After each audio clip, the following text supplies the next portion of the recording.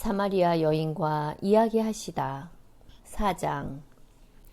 예수님께서는 당신이 요한보다 더 많은 사람을 제자로 만들고 세례를 준다는 소문을 바리사이들이 들었다는 것을 알게 되셨다. 사실은 예수님께서 친히 세례를 주신 것이 아니라 제자들이 준 것이다. 그래서 예수님께서는 유다를 떠나 다시 갈릴레아로 가셨다. 그때 사마리아를 가로질러 가셔야 했다. 그렇게 하여 예수님께서는 야곱이 자기 아들 요셉에게 준 땅에서 가까운 시카르라는 사마리아의 한 고을에 이르셨다. 그곳에는 야곱의 우물이 있었다. 길을 걷느라 지치신 예수님께서는 그 우물가에 앉으셨다. 때는 정오 무렵이었다. 마침 사마리아 여자 하나가 물을 기르러 왔다. 그러자 예수님께서 나에게 마실 물을 좀 다오 하고 그 여자에게 말씀하셨다. 제자들은 먹을 것을 사러 고을에 가 있었다. 사마리아 여자가 예수님께 말하였다. 선생님은 어떻게 유다 사람이시면서 사마리아 여자인 저에게 마실 물을 청하십니까? 사실 유다인들은 사마리아인들과 상종하지 않았다. 예수님께서 그 여자에게 대답하셨다. 내가 하느님의 선물을 알고 또 나에게 마실 물을 좀 다오 하고 너에게 말하는 이가 누구인지 알았더라면 오히려 내가 그에게 청하고 그는 너에게 생수를 주었을 것이다. 그러자 그 여자가 예수님께 말하였다. 선생님, 두레박도 가지고 계시지 않고 우물도 깊은데 어디에서 그 생수를 마련하시렵니까? 선생님이 저희 조상 야곱보다 더 훌륭한 분이시라는 말씀입니까? 그분께서 저희에게 이 우물을 주셨습니다. 그분은 물론 그분의 자녀들과 가축들도 이 우물물을 마셨습니다. 예수님께서 그 여자에게 이르셨다. 이 물을 마시는 자는 누구나 다시 목마를 것이다. 그러나 내가 주는 물을 마시는 사람은 영원히 목마르지 않을 것이다. 내가 주는 물은 그 사람 안에서 물이 솟는 샘이 되어 영원한 생명을 누리게 할 것이다. 그러자 그 여자가 예수님께 말하였다. 선생님, 그 물을 저에게 주십시오. 그러면 제가 목마르지도 않고 또 물을 기르러 이리 나오지 않아도 되겠습니다.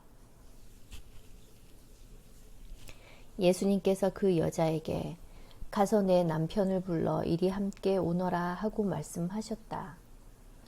그 여자가 저는 남편이 없습니다 하고 대답하자 예수님께서 말씀하셨다. 저는 남편이 없습니다 한 것은 맞는 말이다. 너는 남편이 5이나 있었지만 지금 함께 사는 남자도 남편이 아니니 너는 바른 대로 말하였다. 여자가 예수님께 말하였다. 선생님, 이제 보니 선생님은 예언자시군요. 저희 조상들은 이 산에서 예배를 드렸습니다.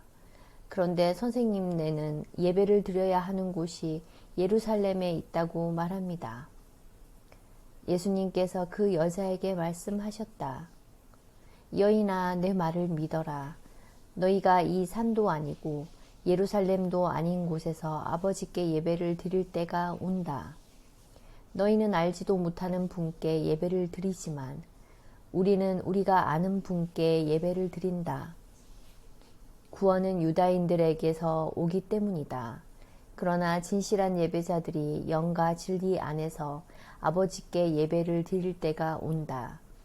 지금이 바로 그때다. 사실 아버지께서는 이렇게 예배를 드리는 이들을 찾으신다. 하느님은 영이시다. 그러므로 그분께 예배를 드리는 이는 영과 진리 안에서 예배를 드려야 한다.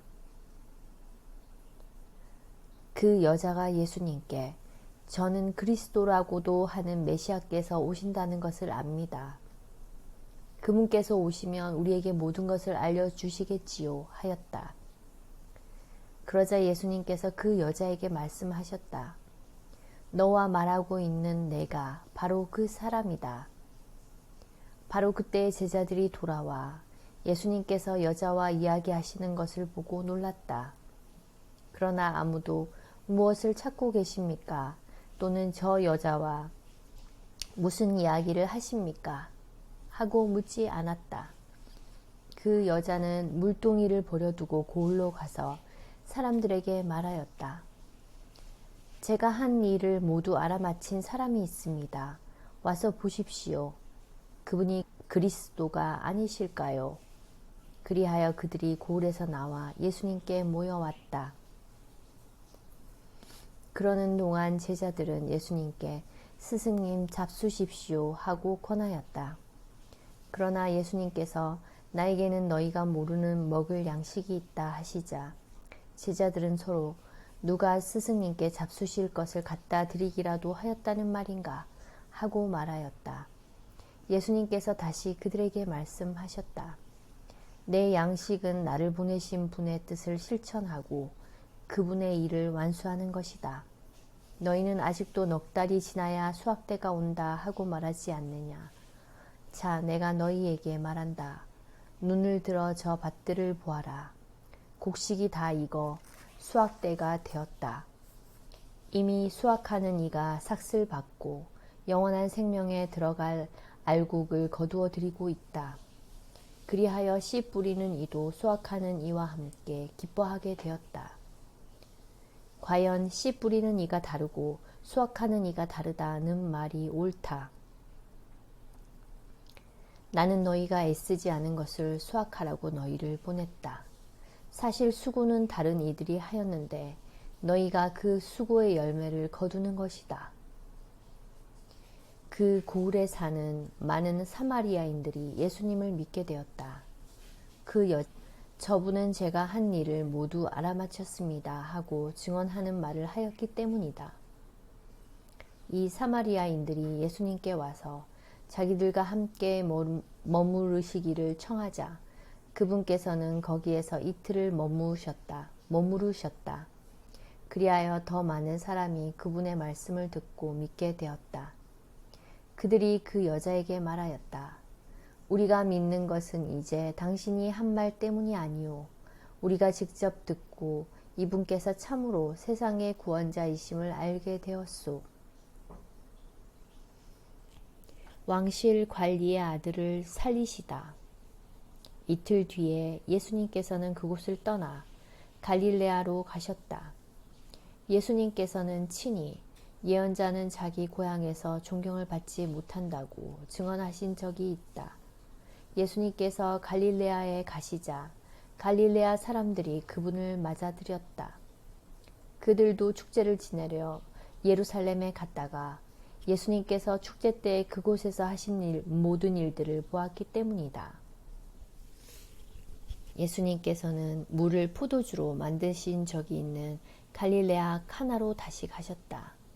거기에 왕실 관리가 한 사람 있었는데 그의 아들이 카파르나움에서 앓아 누워 있었다. 그는 예수님께서 유다를 떠나 갈릴레아에 오셨다는 말을 듣고 예수님을 찾아와 자기 아들이 죽게 되었으니 카파르나움으로 내려가시어 아들을 고쳐 주십사고 청하였다. 예수님께서는 그에게 이르셨다. 너희는 표징과 이적을 보지 않으면 믿지 않을 것이다. 그래도 그 왕실 관리는 예수님께 주님, 제 아이가 죽기 전에 같이 내려가 주십시오 하고 말하였다. 그러자 예수님께서 그에게 말씀하셨다. 가거라, 내 아들은 살아날 것이다. 그 사람은 예수님께서 자기에게 이르신 말씀을 믿고 떠나갔다. 그가 내려가는 도중에 그의 종들이 마주와서 아이가 살아났다고 말하였다. 그래서 그가 종들에게 아이가 나아지기 시작한 시간을 묻자 어제 오후 1시에 열이 떨어졌습니다 하고 대답하는 것이었다. 그 아버지는 바로 그 시간에 예수님께서 자기에게 내 아들은 살아날 것이다 하고 말씀하신 것을 알았다. 그리하여 그와 그의 온 집안이 믿게 되었다. 이렇게 예수님께서는 유다를 떠나 갈릴레아로 가시어 두 번째 표징을 일으키셨다.